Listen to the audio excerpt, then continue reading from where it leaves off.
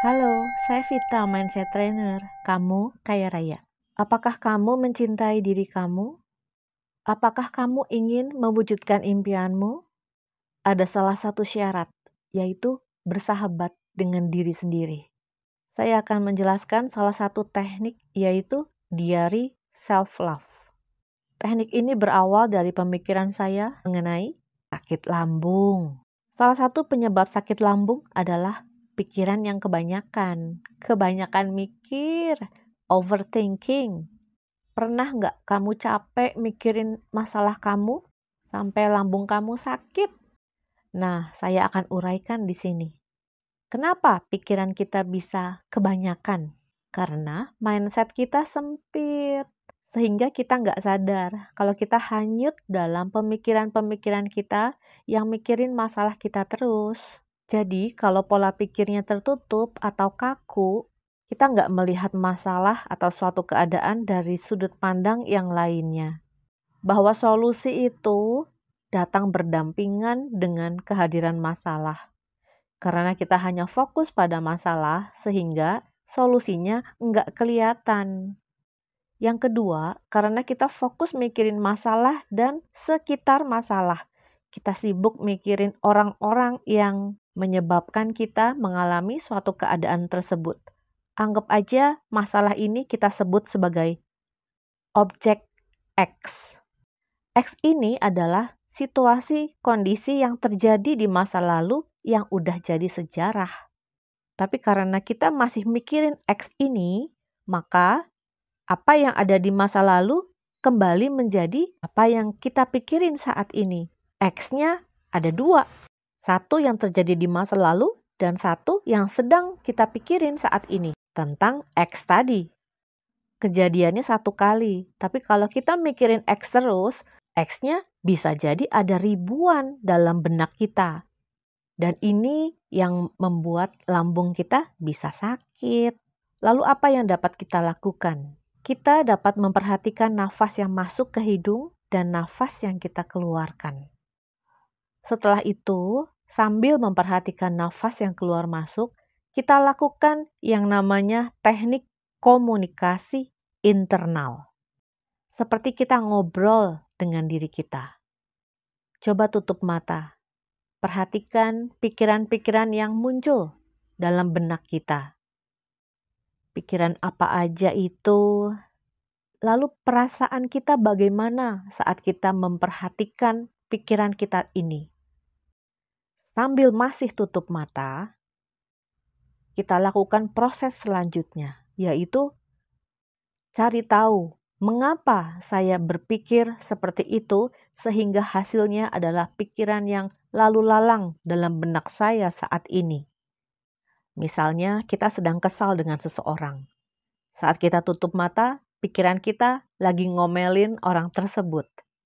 Tahap yang kedua ini, kita bertanya dalam hati, kenapa saya kesal sama dia? Apa yang membuat saya kesal terhadap sikap dia ke saya? Jawab sendiri, oh iya, soalnya kan gini. Di tahap ini kita akan tahu mengapa kita kesal dengan orang tersebut. Apa yang membuat kita nggak terima perlakuan dia kepada kita. Sampai sini udah bagus, karena kita mulai memberi jarak antara kita dan apa yang sedang kita alami. Dan kita mulai menenangkan diri kita dengan ada pertanyaan dan dengan menjawab apa yang kita tanyakan ke diri kita ini. Tahap ketiga, memaklumi atau memahami diri kita yang sedang kesal terhadap apa yang orang lain lakukan pada kita. Caranya adalah dengan mengingatkan diri kita bahwa apa yang orang lain lakukan ke diri kita merupakan refleksi atau hasil tarikan kita sendiri atas apa yang ada di alam bawah sadar kita. Law of attraction juga bekerja dalam hal ini. Kitalah yang telah menarik, membuat orang lain berperilaku seperti itu pada kita. Sadarkan diri kita bahwa inilah hasil dari getaran pikiran dan perasaan kita di masa lalu, sehingga orang tersebut berperilaku persis dengan apa yang ada di alam bawah sadar kita. Sehingga kita tidak lagi fokus ke orang tersebut, tapi kita menyadari sumber atau akar dari kejadian ini. Awal mulanya ya dari diri kitanya, alam bawah sadar kita. Dan kabar baiknya, ternyata yang perlu diperbaiki itu adalah diri kita. Alam bawah sadar, pola-pola di alam bawah sadar, dan penerimaan atas apa yang sedang kita alami dalam kehidupan ini. Dari proses pemahaman ini bahwa perilaku orang tersebut adalah hasil tarikan kita sendiri, maka kita dapat menerima, memahami dia apa adanya, dan bertumbuh karena ada penerimaan. Lalu tahap selanjutnya, ini yang dinamakan diary self-love.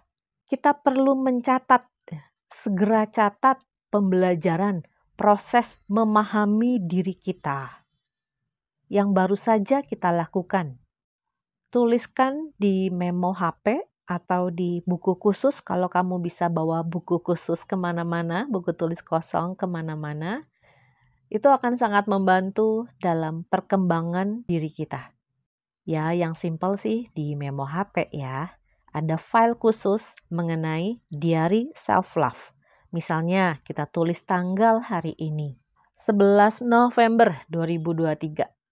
Pembelajarannya adalah catat aja apa yang menurut kamu penting untuk kamu catat sebagai tahap pembelajaran pemahaman diri kamu.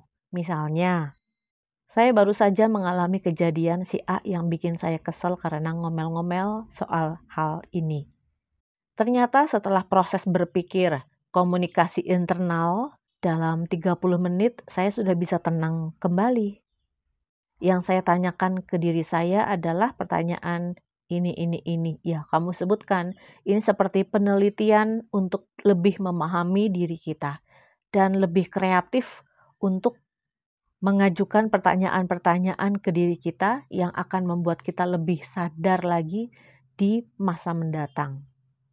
Jadikan diary ini sebagai catatan singkat yang akan membuat kita semakin bertumbuh, sehingga kapanpun kita memerlukan ide-ide kreatif, pertanyaan atau pesan Tuhan yang ada dalam suatu kejadian, kita akan dapat mulai bangga dan mencintai kita karena kita punya buku raport kehidupan yang di masa-masa mendatang akan sangat berguna.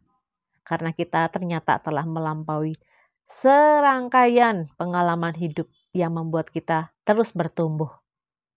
Selamat mencoba teknik diary self-love dan komunikasi internal. Kapanpun kita mengalami suatu kejadian yang tidak kita harapkan, cobalah.